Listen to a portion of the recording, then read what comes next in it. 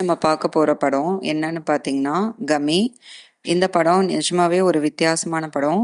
ஒரு history, adventure, mystery நிறைய அந்த மாதிரி கலந்த ஒரு மூவி. உங்களுக்கு இந்த மாதிரி படம்லாம் பிடிக்கும்னா நீங்கள் தாராளமாக தேட்டரில் போய் பார்க்கலாம். ஸோ வாங்க ஸ்டோரிக்குள்ளே போகலாம். இந்த படத்தில் இந்த ஸ்டோரியை 3 விதமாக காட்டியிருப்பாங்க. ஃபர்ஸ்ட் இதில் நம்ம ஹீரோ பார்த்தீங்கன்னா ஒரு வினோதமான நோய் வந்திருக்கும்.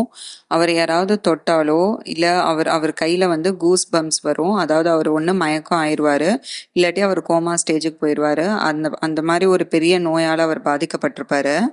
அந்த நோய்க்கு மருந்து எங்கன்னு கண்டுபிடிக்கும் போது அவருக்கு ஒரு ஹிமாலயால 36 இயர்ஸ்ல மஷ்ரூம்ன்ற ஒரு ஒரு பூனால அந்த நோய் சரியாகும்னு சொல்லி அவர் கேள்விப்படுறாரு.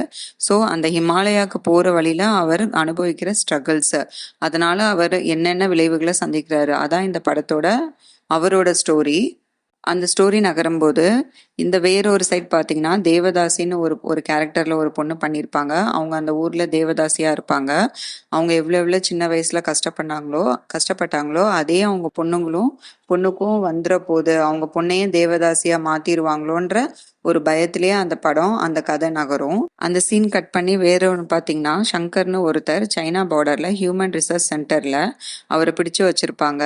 ஏன்னா புதுவிதமான இன்ஜெக்ஷன் அந்த மாதிரி அவங்கள செலுத்தி அதனால ஏதாவது பாதிப்பு வருமானு அவங்கள வச்சு அவங்க ட்ரை பண்ணுவாங்க. ஸோ அந்த நபர் அங்கேருந்து தப்பிச்சாரா? ஸோ இந்த 3 பேரோட கதை சேர்ந்தது தாங்க இந்த படம் கமி. ஸோ இந்த படத்தில் ட்விஸ்ட், த்ரில்லிங், அனிமேஷன்ஸ் நிறையா சீக்வன்ஸ் கொண்டு வந்திருப்பாங்க.